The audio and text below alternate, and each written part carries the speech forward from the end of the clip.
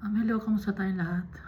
I praise my Father, the Creator of heaven and earth, for He is with us. He is for us. We are the apple of His eye. We are His inheritance, and our Father is our treasure. He will never leave us nor forsake us. And even if we are already old and gray, He will protect us. He will sustain us for all eternity. And I thank my Jesus Christ, my Savior and Redeemer, for unselfishly giving His life on the cross so that we may live, we may inherit the kingdom of God, to reign with Him in His kingdom that will never end. And I thank the Holy Spirit, for He lives in our hearts, always guiding us every day, making us remember of the goodness of our Father and of the teachings of our Savior, Mediator, Redeemer, the Lamb of God, the River of Life, the Bread of Life, Jesus Christ, the Messiah. So last time, we read Numbers chapter 22. Dito sa Numbers chapter 22, si Balak at saka si Balaam. Si Balak, siya ang king of Moab. Nakita niya na natalo ang mga Amorites. Tinalo ng Israelite ang mga Amorites because the Almighty Father helped the Israelites. Kaya itong si Balak or Balak, takot na takot siya. Dahil nakita niya sobrang dami ng mga Israelites. Moab was sick with dread because of the children of Israel. Sa isang iglap lang, sa tingin ni Balak, matatalo agad sila ng mga Israelites sa sobrang dami. Kaya ang ginawa niya, nagpadala siya ng messenger kay Balaam. Si Balaam ay ang nilalapitan ng mga tao kung may gusto silang malaman or gusto silang ipasumpa or ipa-bless. Si Balaam ang nilalapitan ng mga tao. Nakatira si Balaam sa Pethor, malapit sa Euphrates River, bandang lugar ng mga Midianites. Ang Midianites, anak ni Abraham at Ketura si Midian. So doon ang lugar ni Balaam. Marunong siyang mag-curse at mag-bless ng mga tao at tumatanggap siya ng kabayaran. Kaya ang nilapitan ni Balak ay si Balaam para isumpa ang mga Israelites, para hindi manalo. Ang dala ng mga tauhan ni Balak ay diviner's fee, babayaran. Di ba may mga tao ngayon na nagbabayad sa ibang tao para isumpa or ikulam? Ganon ang trabaho ni Balaam. So that's uncleanness,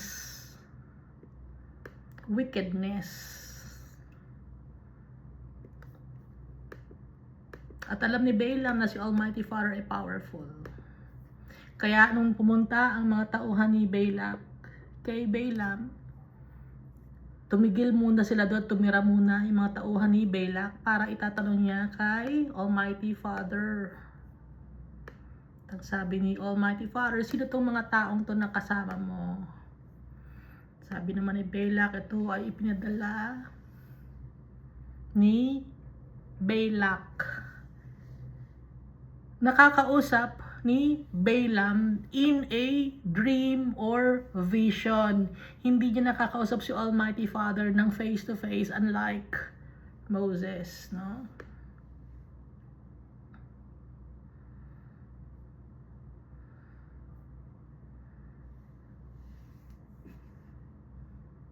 So, sinabi ni Balaam na pinadala ang mga tauhan para bayaran siya, para i-curse ang mga Israelites. At ang sabi ni Almighty Father kay Balaam, huwag mong i-curse ang mga tao, ang mga Israelite, kasi blessed sila. Kaya ang ginawa ni Balaam, sinabihan niya yung mga tauhan ni Balak, umuwi na kayo. Hindi ako pinayagan ni Lord God para sumama sa inyo.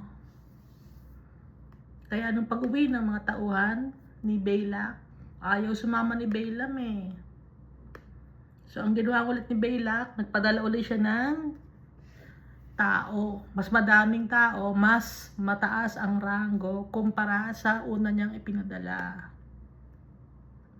At natulog ulit doon ang mga tao dahil tatanong ulit ni Balaam kay Almighty Father.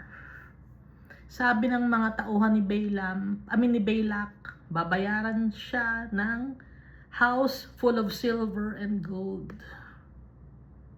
Ang sabi naman ni Balaam, kahit nabayaran ako ng sangkaterbang ginto and silver, kung ayaw naman ni Almighty Father, wala siyang magagawa.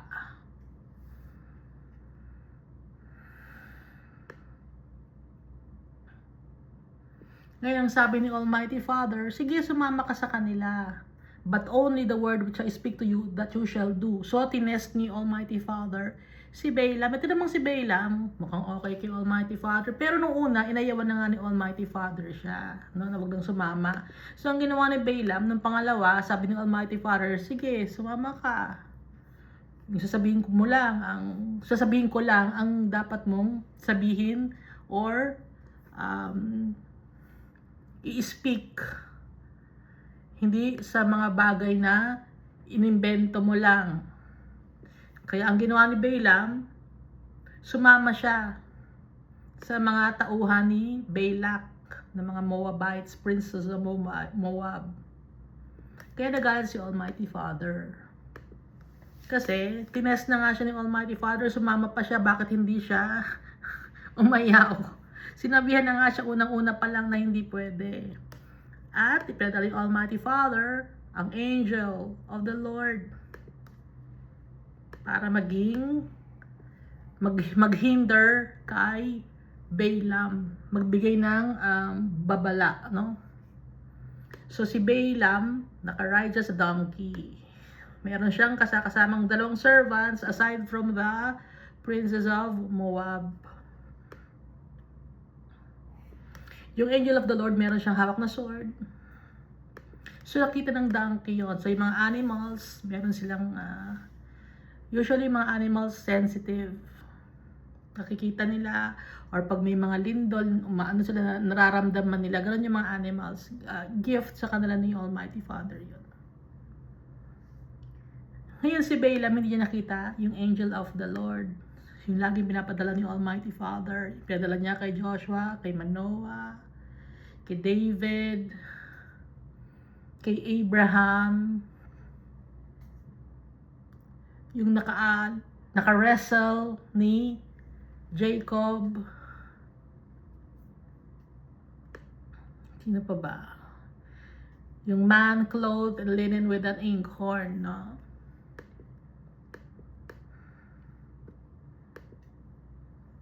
So si Balaam, dahil nga yung donkey, imbis na diretso ang lakad niya, meron siyang iniwasan. Kasi nga nakikita niya yung angel of the Lord, iniwasan niya yon.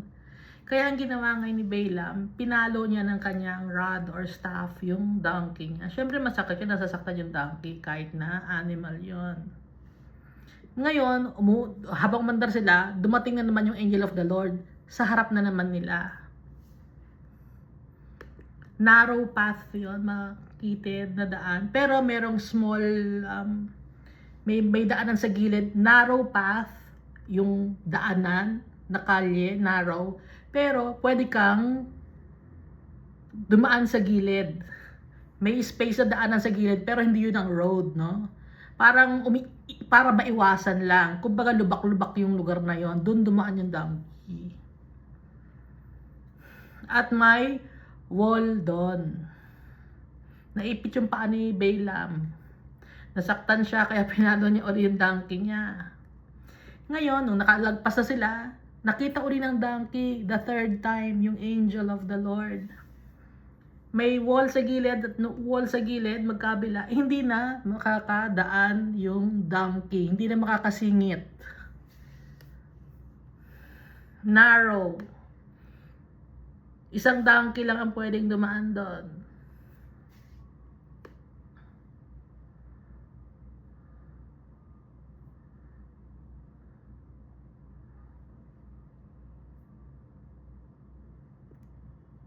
Hindi natin alam kung ito ay nasa bundok na sila, no? Na pag humakbang yung donkey sa gilid, baka mahulog na yung donkey, no? Narrow kasi yung lugar. Wala nang maiikutan or hindi na makakaiwas yung donkey. Kaya ang ginawa na lang ng donkey, umupo na lang, huminto sa paglakad yung donkey, umupo na lang siya. Huminto. Binaba niya yung kanyang 4 na paa. At nagalit lalo si Balaam. Pinalo niya uli yung donkey, 3 beses na niyang panalo. At si Lord God, He opened the mouth of the donkey. Nagsalita yung donkey. Ano mang ginagawa mo? Bakit mo ako 3 beses na pinalo?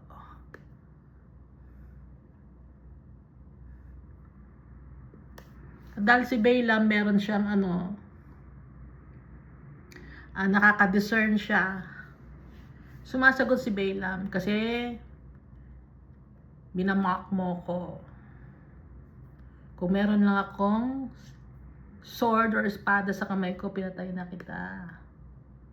Di ba donkey mo ko? Lagi mo akong sinasakyan. Ganito ba ako katigas ng ulo dati? Sabi ng donkey. Sabi naman ni Balaam, hindi ka ganyan dati. Ngayon ka lang ganyan. Matigas ang ulo. Then the Lord opened Balaam's eyes and he saw the angel of the Lord. Nakita niya ni Balaam. May hawak-hawak na sword. Kaya si Balaam, he bowed his head and fell flat on his face. Hindi siya umalis ng donkey. He fell flat on his face. Kasi nga, pag umalis siya ng donkey, wala na. Kasi nga, very narrow yung road or yung path. Kaya yumuko na lang siya. Why have you struck your donkey these 3 times? Bakit mo 3 beses pinalo? Nandito ako sa tapat mo, 3 beses kitang hinarangan. Para pigilan ka. Kasi yung ginagawa mo ay perversion. Sabi ng angel of the Lord, perverse before me. Sabi ng angel of the Lord. Bakit sabi ng angel, perverse before me? Kasi nga, one in heart, si Almighty Father, at saka yung angel of the Lord, iisa ng puso, iisa ng hangarin, iisa ng goal. Yun ay ang righteousness, holiness, cleanliness, and justice. So sabi ng angel of the Lord, donkey saw me and turned aside 3 times. Kung hindi siya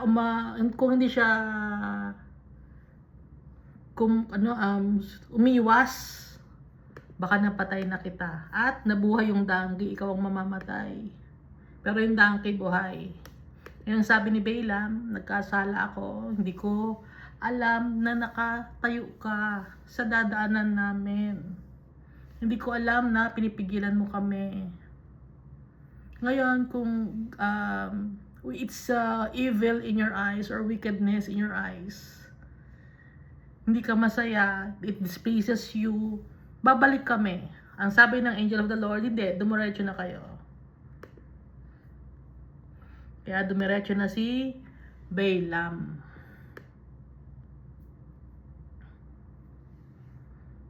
Ngayon itong si Balak naman, nung malaman niya na padating na si Balaam, dahil nauna yung kanyang mga princes of Moab, yung mga tauhan ni Balak, nauna na kay Balaam. Nalaman niya, kaya niya nalaman na padating si Balaam, dahil nauna na yung mga prince of Moab. Excited si Balak. Oh, tsak na yan, sure ball. Ika-curse na ang mga Israelites. Bakit ngayon ka lang dumating? Sabi ni binabate. Ba't ngayon ka lang dumating? Tagal na kita pinapatawag babayaran pa kita. Ang dami kong babayad sa'yo. Ang sabi naman ni Balaam, kasi kung ano lang ang sasabihin ni Almighty Father sa akin, yun ang sasabihin ko. Ang ginawa ngayon ni Balak, he offered oxen and sheep. At ipinadala iba kay Balaam, binigay niya. At dun sa mga prince of Moab na sumundo sa kanya dahil masaya siya. Masaya si Balak. Ngayon, ang first prophecy ni Balaam, pumunta sila sa sinama ni Balak si Balaam sa high place. Mataas na lugar, so sa bundok yon. Doon niya wina-worship si Baal, si Balak. So dito tayo sa Numbers chapter 23. Then Balaam said to Balak, build 7 altars for me here, and prepare for me here 7 bulls and 7 rams. And Balak did just as Balaam had spoken, and Balaam offered a bull and a ram on each altar. Then Balaam said to Balak, stand by your burnt offering, and I will go. Perhaps the Lord will come to meet me, and wherever he shows me, I will tell you. So he went to a desolate height. Si Balaam, naiwan si Balak dun sa kanyang mga offering. Stand by your burnt offering. Dahil kakausapin ni Balaam si Almighty Father, and God met Balaam and he said to him, I have prepared the 7 altars. Why 7? It's a complete number. So bawat altar merong oxen and ram. And I have offered on each altar a bull and a ram. Then the Lord put a word in Balaam's mouth and said, return to Balak and thus you shall speak. Bumalik ka kay Balak. Ito ang sasabihin mo.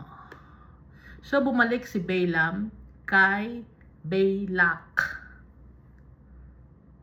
So he returned to him, and there he was standing by his burnt offering. Nag-aantay si Balak. Excited.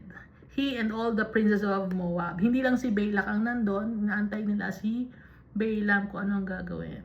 At kung ano sasabihin. Verse 7, and he took up his oracle or discourse or prophetic discourse and said, Balak, the king of Moab, has brought me from Aram, from the mountains of the east. Come, curse Jacob for me, and come, denounce Israel. Ito ang utos mo sa akin, Balak, di ba? Pumunta ka sa akin, isumpa mo ang Israelites or si Jacob. I-denounce ang Israel. Si Jacob at saka si Israel, iisa lang. No? How shall I curse whom God has not cursed? Sabi ni Balaam. And how shall I denounce whom the Lord has not denounced? Paano ko i-curse ang mga tao na hindi naman kina-curse ni Almighty Father? Paano ko i-denounce ang mga tao na hindi naman dinedenounce ni Almighty Father? For from the top of the rocks I see him, and from the hills I behold him. There a people dwelling alone, not reckoning itself among the nations. Kita ko, sabi ni Balaam,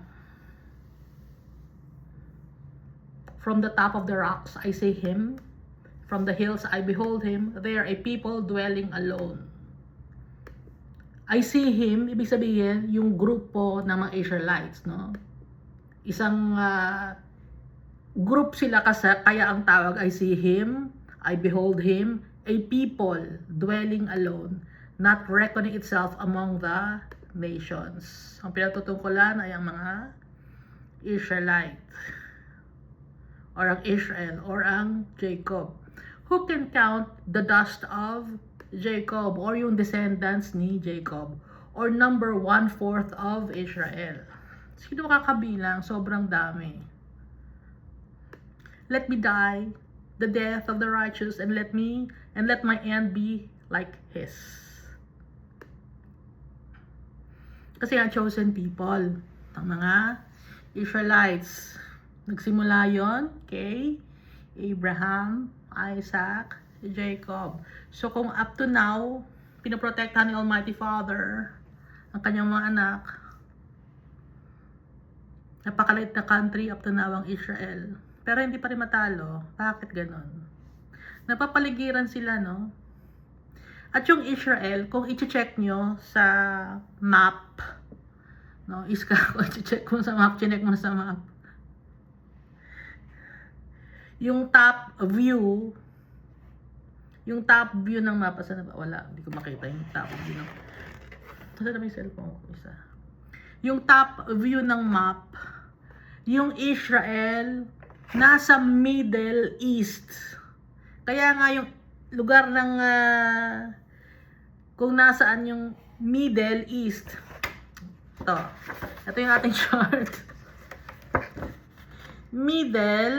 Ito yung middle, na yung tabernacle of meeting, na yung ginawa nating yung iska ginawa natin. Nagagamit pa na natin ngayon. Kunyari ito ang mundo. Kunyari itong mundo, nasa gitna. Kasi pagdating ni Jesus, sa gitna.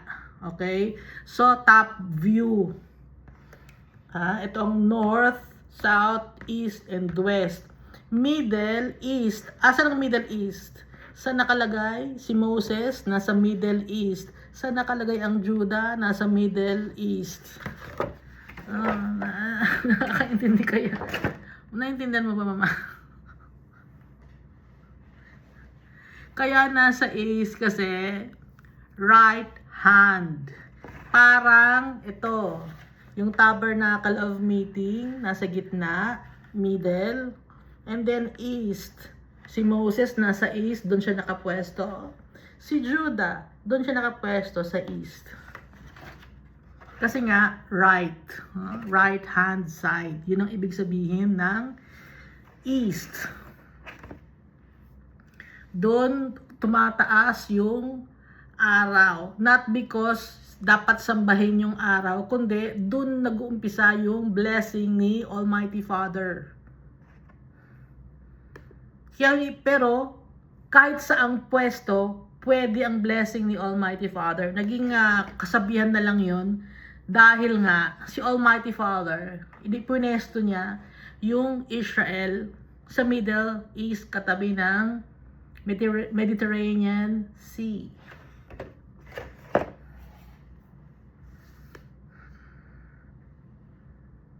Kaya maganda yung pwesto ng Israel.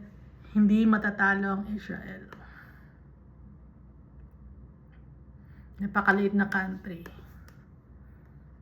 Kaya dito pa lang, simula pa lang sa umpisa, pinoprotektahan na ni Almighty Father ang Israel. At kasi nakapangalan sa kanya ang Israel. Si Almighty Father nagpangalan sa country na Israel.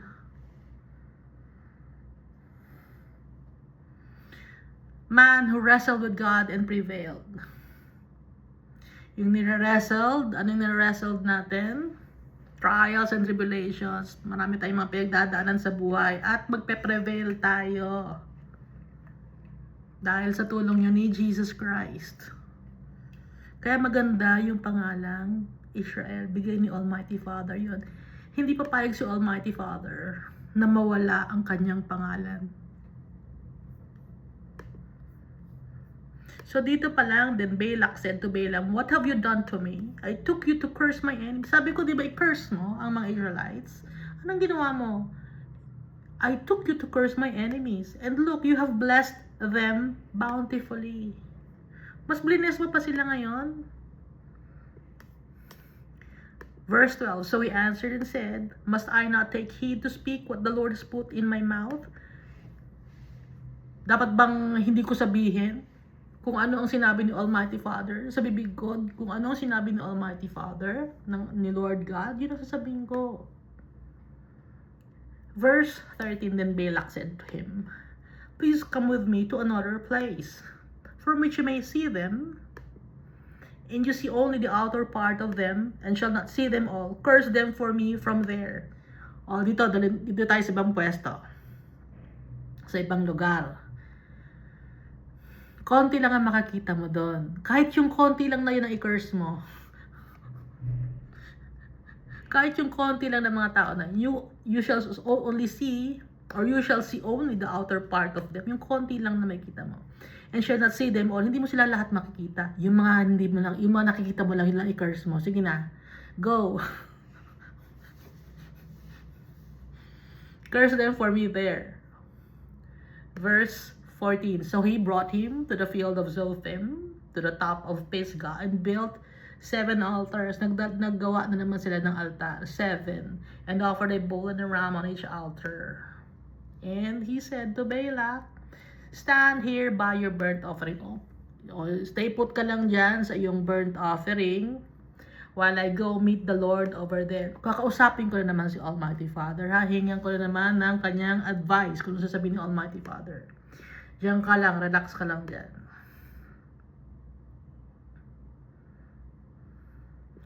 Then the Lord met Balaam and put a word in his mouth and said, go back to Balak and thus you shall speak. Bumalik ka kay Balak. Ito ang sasabihin mo. Sige, bumalik ka na kay Balak. Kung anong lalabas sa bibig mo, yun ang sasabihin ko. Balik ka kay Balak. So he came to him, and there he was, standing by his burnt offering, and the princes of Moab were with him. So may mga kasama pa rin si Balak. And Balak said to him, what has the Lord spoken? Ano sinabi ni Lord? Tanong ni Balak kay Balaam. Then he took up his oracle and said, rise up, Balak, and hear. Makinig ka, Balak. Ito ang pinapasabi ni Almighty Father. Rise up, Balak, and hear. Listen to me, son of Zippor. God is not a man that he should lie. Si Almighty Father, the Lord God, hindi siya tao na siya ay magsisinungaling. Hindi siya nagsisinungaling. So lahat ng sinasabi ni Almighty Father, totoo, very transparent si Almighty Father. Diretso magsalita si Almighty Father. Nor a son of man that he should repent. May isang salita si Almighty Father. Pinaninindigan niya ang kanyang mga salita. Has he said, and he will not do? Nagsasalita ba si Lord God ng mga bagay na hindi niya ginagawa?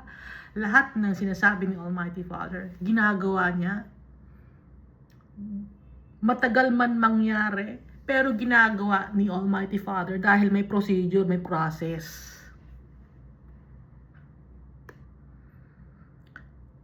Behold, I have received a command to bless. He is blessed and then I cannot reverse it. Sabi ni Balaam kay Balak. He has not observed iniquity in Jacob. Wala siya nakitang guilt sa Jacob or sa mga Israelites. Nor has he seen the wickedness in Israel or trouble. Wala siya nakitang mali or wickedness. The Lord God is with him. Itong him na to, ito yung Israel. No? And the shout of a king is among them. Shout of a king. King, si Lord God. Kasama nila si Almighty Father, ang mga Israelites. Ngayon, sino ang mga Israelites? It's not just those people who are in Israel, but those who believe in Jesus Christ. So kahit tayo, pwede tayong matawag na Israelite. Adopted sons and daughters of the Almighty God. Man who wrestled with God and with man and prevailed. So malawak yung word na Israel, hindi lang yon nakafocus sa isang country sa ngayon, kundi nakafocus yon sa mga anak ni Almighty Father. Verse 22, God brings them out of Egypt. He has strength like a wild ox. Malakas. Wild ox. Yung strength ng Israel. God brings them out of Egypt. He has strength like a wild ox. For there is no sorcery against Jacob. Walang enchantment. Walang divination against Jacob. Nor any fortune telling or divination against Israel. It now must be said of Jacob and of Israel, oh, what God has done. Look, a people rises like a lioness and lifts itself up like a lion. It shall not lie down until it devours the prey and drinks the blood of the slain. Magiging malakas or malakas ang Israel. People rises like a lioness. Yung lioness ay nag-hunt ng food, no? Ito namang lion and lifts itself up like a lion, yung regal o yung royalty, yung bearing. Ganon siya umarte. Yung lioness ang naghunt ng food, matapang. Yung lion, matapang din to at siya yung nagli-lead ng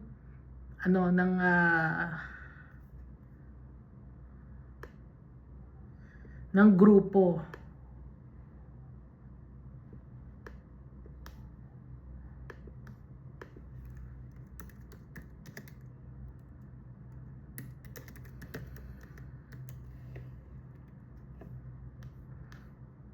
Pride, and lifts itself up like a lion. Pride of lion.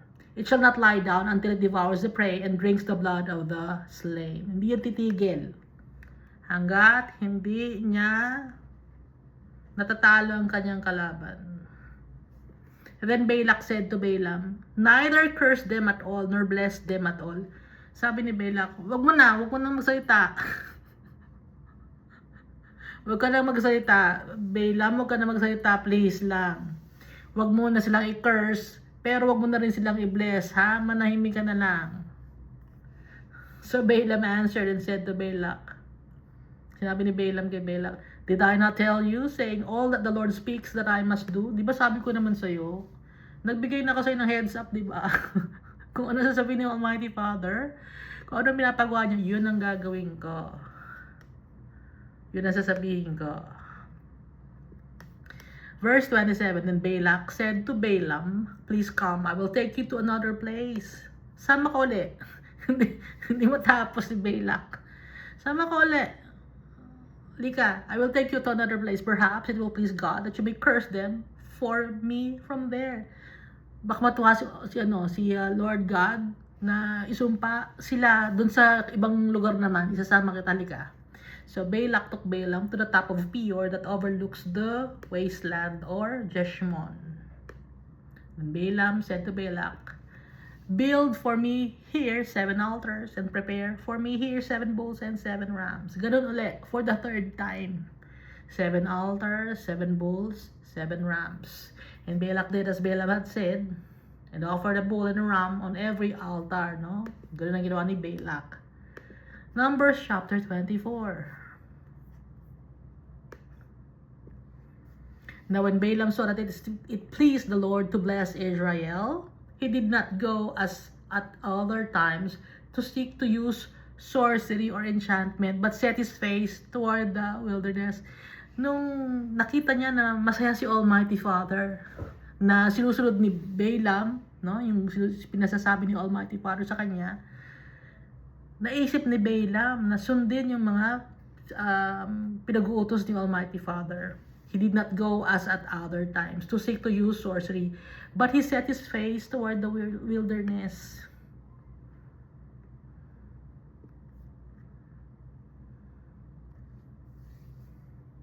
Hindi na niya kinausap si Almighty Father kasi nakita niya natutuwa si Almighty Father kasi nabibless yung mga anak ni Almighty Father, mga Israelites. And Balaam raised his eyes and saw Israel encamped according to their tribes. And the Spirit of God came upon him, the Holy Spirit.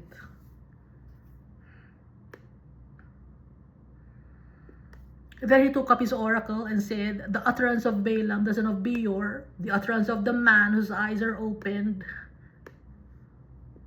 Siya, no? Pinatutok lang yung sarili niya.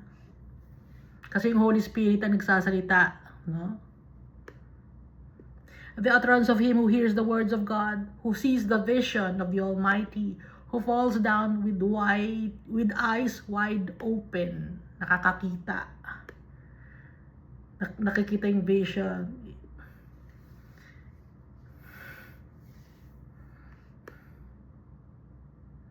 How lovely are your tents, O Jacob, your dwellings, O Israel. Like valleys that stretch out, like gardens by the riverside. Like aloes planted by the Lord, like cedars beside the waters. Ibig sabihin, abundant. He shall pour water from his buckets, and his seed shall be in many waters. His king shall be higher than Agag, and his kingdom shall be exalted. God brings him out of Egypt. He has strength like a wild ox. He shall consume the nations, his enemies. He shall break their bones and pierce them with his arrows. Ibig sabihin, magiging victorious ang mga Israelites. He bows down, he lies down as a lion, and as a lion, who shall rouse him? Blessed is he who blesses you, and cursed he who curses you. No? Ibe-bless kung sino man ang mag-bless sa iyo, at i-curse kung sino man ang mag-curse sa iyo. Kaya nga may kanta na Shalom, Shalom, Jerusalem. Shalom. Ano ba yung kanta na yun? Jerusalem.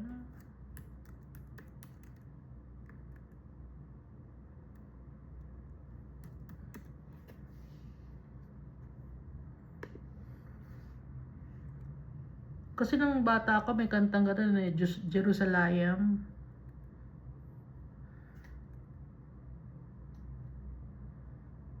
Dito galing yung kanta na yon.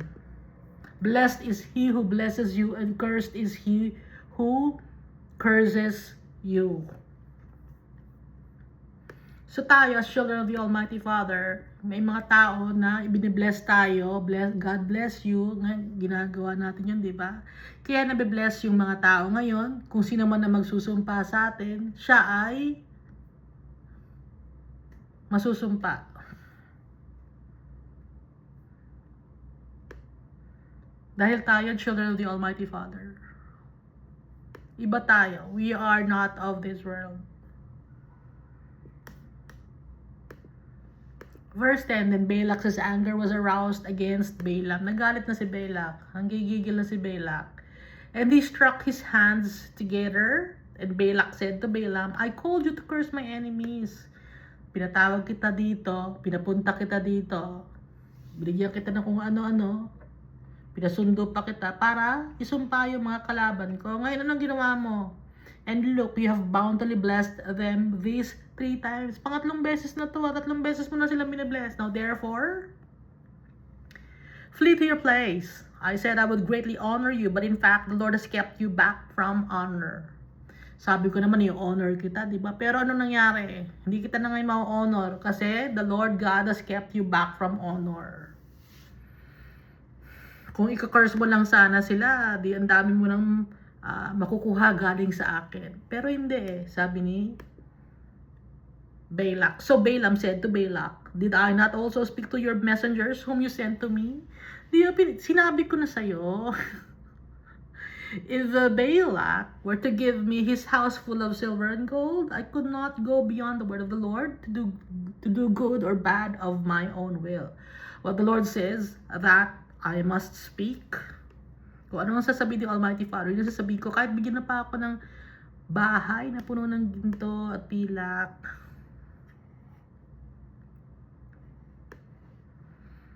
Ikaw ang makulit, hindi ako. Ha? Nakukulitan ka sa akin kasi 3 beses kong blines yung Israel. Eh, mas makulit ka. Parang gano'n. Di ba nandun ako sa bahay, nananahimik ako. Sabi ko, hindi ko makakapunta dahil kung ano sasabihin ni Almighty Father yung sasabihin ko. Kahit pa ginto, madami ibigay mo sa akin, hindi ko magagawa yun. Kung ano sasabihin ni Almighty Father, yun sasabihin ko. So, sino ngayon sa atin na makulit? Nandun pala ako sa bahay, nananahimik ako dun eh. And now indeed, I'm going to my people. Uwi na ako. Come, I will advise you what these people will do to your people in the latter days. O sige uwi na ako. Sabi ni Balaam kay Balak. Pero sasabihin ko sa iyo kung anong gagawin ng mga taong ito sa mga tauhan mo sa mga in the near future, in the latter days. So pang-apat na prophecy na to ni Balaam. Verse 15. So he took up his oracle and said, the utterance of Balaam, the son of Beor, and the utterance of the man whose eyes are opened. Kasi nga, dinidescribe yung sarili niya na may nakikita siya, no? Spiritual eyes, ibig sabihin. The utterance of him who hears the words of God, naririnig din niya, and has the knowledge of the Most High, who sees the vision of the Almighty, who falls down with eyes wide open. So dito sa mundo na to, may mga bagay tayo talagang hindi nakikita ng pangkaraniwang tao. Pero if we will seek our Father, makikita natin. Hindi ko alam kung may nakakaintindi. If we will seek our Father, makikita natin yung mga bagay na hindi nakikita ng mga pangkaraniwang tao. Yun ay gift or one of the gifts of the Holy Spirit. Spirit of discernment, prophecy, speaking in tongues, faith, knowledge, wisdom, miracles, healing, interpreting different tongues, gifts of the Holy Spirit yon. So, itong si Balaam, meron siyang gift of prophecy. Kasi nasa sa kanya ang Holy Spirit, the Spirit of the Lord, no? Asan dito nga yun? The Spirit of God came upon him, or the Holy Spirit.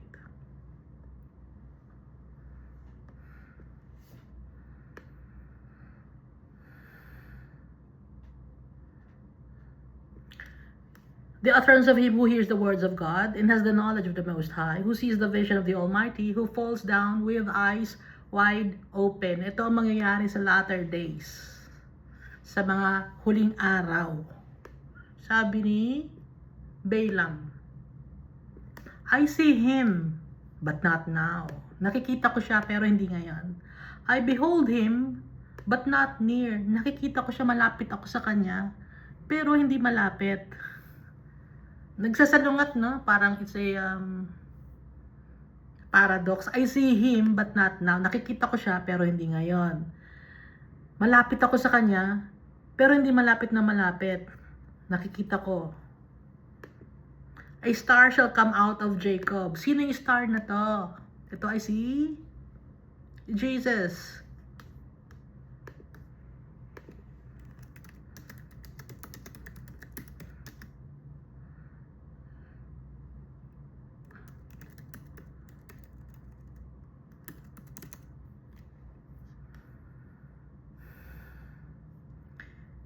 Bright and morning star. Revelation chapter 22 verse 16.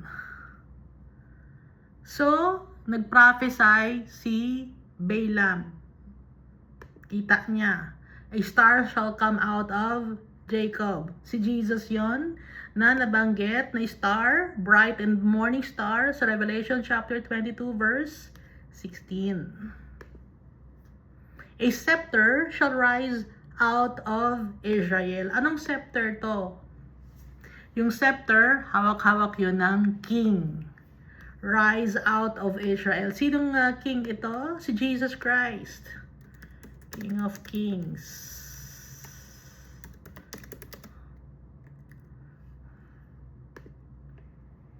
Revelation chapter 19 verse 16. Yung King of Kings and Lord of Lords. Si Jesus Christ din yun. Kasi nga, si Jesus Christ, ipinanganak siya sa mundo na to. Associated siya sa tribe of Judah dahil adopted son siya ni Joseph. Kaya siya ay from Israel, Jacob, no? Scepter symbolizes royalty or regality. And batter the brow of Moab and destroy all the sons of tumult. Ano ba yung tumult? Kaguluhan. De-destroy niya ang mga anak ng kaguluhan or Shath. Si Jesus, He's the Prince of Peace. Hindi siya Prince of Tumult, no? Or commotion or pandemonium. Kundi Prince of Peace si Jesus. Kaya nga siya ang magdi-destroy all the sons of tumult. Sino yung tumult? Ito ay si Lucifer. Gusto yung puro chaos. And Edom shall be a possession. Sire, also his enemy, shall be a possession, while Israel does mightily or valiantly. So lahat ng mga kalaban ay mapupuksa. Out of Jacob, one shall have dominion and destroy the remains of the city. So ito yung binabanggit ni Balaam sa latter days. Kailan yun? Hindi pa nangyayari yun. Nasa Book of Revelation. Imagine si Balaam nagbabanggit na ng Book of Revelation. Out of Jacob, one shall have dominion. Kaya nga, di ba si Jesus Christ, binigay ni Almighty Father kay Jesus Christ ang power and dominion in heaven and on earth. Si Jesus yan. And destroy the remains of the city. Then he looked on Amalek and he took up his oracle and said, etong si Balaam, no? He looked on Amalek and he took up his oracle and said, Amalek was first among the nations, but shall be the last until he perishes. Then he looked at the Kenites, and he took up his oracle and said, firm is your dwelling place, and your nest is set in the rock. Yung mga Kenites, stable.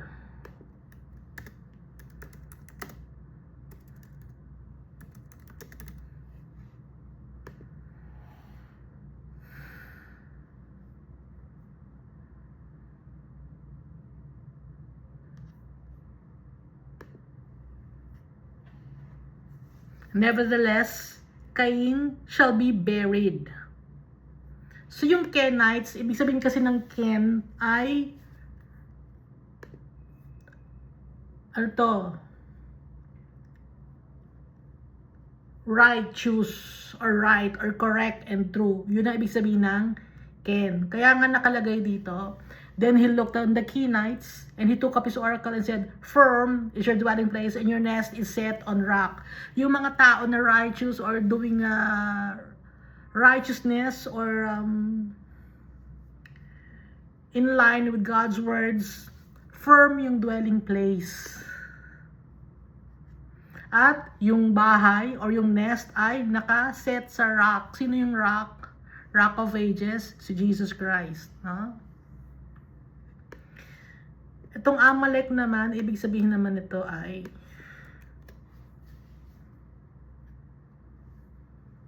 severed nation.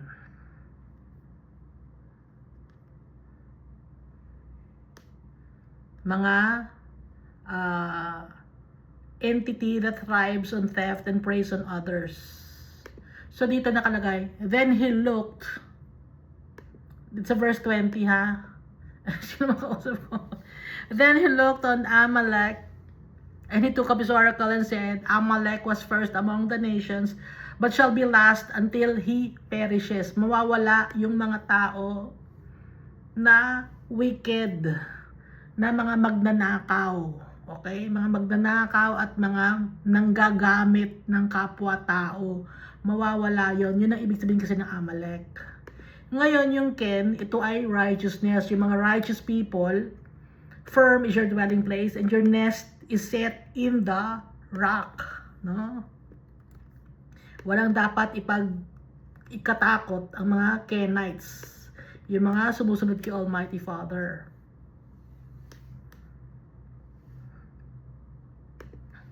Nevertheless, Cain shall be burned. How long? Until Asshur How long until Asher carries you away captive? Cain means acquired, possessed, or brought forth. Ibig sabihin ng Cain, acquired. Nevertheless, Cain shall be burned, or possessed. The possessed shall be burned, or yung na-acquired, masusunog. How long until Ashur?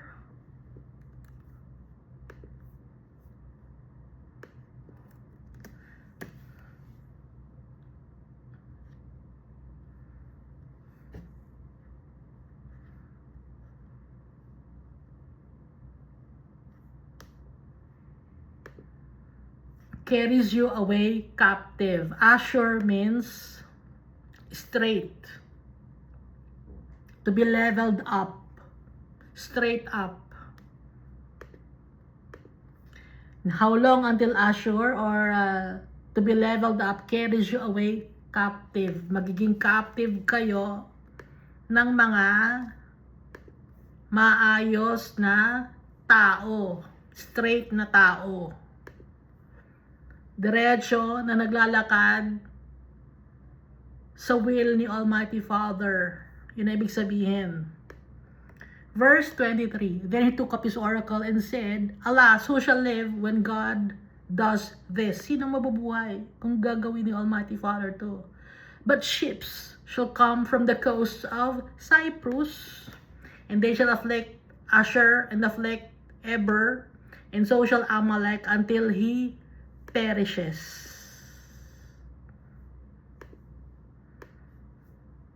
Darating yung mga bagay, yung war, yung away-away, no? May darating na mga pangyayari hanggang sa matanggal lahat ng tao. So Balaam rose and departed and returned to his place. Balak also went his way. That's the last verse of Numbers chapter 24. So yun yung prophecy ni Balaam na mangyayari sa last days, latter days, no? Pag sinasabing latter days, sa bandang huli dahil yung istorya ng mundo na to, yung story natin, tapos na kay Almighty Father. Kaya alam ni Balaam, na-revealed sa kanya. So, nung ginawa ni Almighty Father tong mundo na to, alam na ni Almighty Father yung katapusan. Bago pa man niya gawin ang mundo na to, alam na niya yung ending. Alam na niya na ipapadala niya si Jesus Christ. Lahat alam na ni Almighty Father. Walang natatago kay Almighty Father.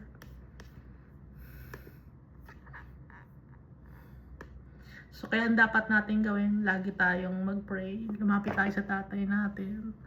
Siya ang tutulong sa atin to overcome trials and tribulations. Si Jesus Christ ang ating example. He's victorious. Napagtagumpayan ni Jesus lahat. At tayo, mapagtatagumpayan din natin. Lagi ating aalahanin si Jesus. Kaya nga, di ba sabi ni Jesus, remember me when you take this bread or eat this bread and drink this cup, remember me. Dahil itong bread na to, itong cup na to, itong wine na to, magbibigay sa inyo ng kalakasan. Yung my bread, my body and my blood. Ibig sabihin, ipasok natin sa ating isip at puso. Yun ang ibig sabihin nun. Maging nutrients sa atin, spiritual nutrients natin. Hindi yun literal, kundi figuratively speaking. Spiritually speaking, yun ang ibig sabihin nun. Malalim magsalita si Jesus Christ, pero pinapaintindi niya sa atin. Kasi nga ang tao, visual lang, ang tingin lang natin hanggang dito lang sa mundo na to. Hindi natin nakikita yung mga spiritual things. But, if we pray to our Father, we seek His will, if we read the words of our Father and of Jesus Christ, makikita natin, malalaman natin yung mga bagay na akala natin ay nakatago, pero hindi nakatago. We will just read the Bible, kasi lahat ng gustong sabihin ni Almighty Father andito sa Bible, ng manual ng buhay natin. Itong manual na to, itong babasahin natin, hindi yung kung ano-ano ang nababasa natin na gawa ng isang tao tapos ipinamudmod. Hindi. Itong Bible, salita to ni Almighty Father, nangyari ito. Kaya meron tayong Bible.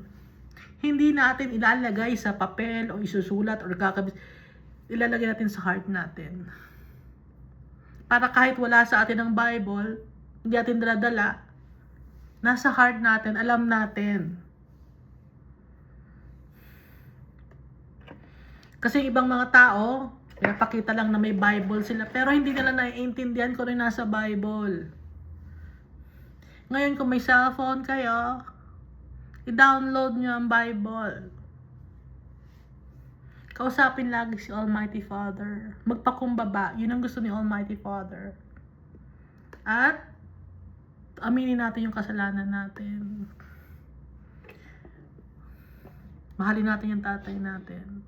Dahil siya, mahal na mahal niya tayo. He created us in His image and likeness. We are so blessed. Kamukha natin yung tatay natin. Hindi tayo mukhang plants, hindi tayo mukhang animals, hindi tayo mukhang mga insekto. Kamukha natin ang tatay natin. Kamukha natin si Jesus Christ. Thank you, and God loves us all so much.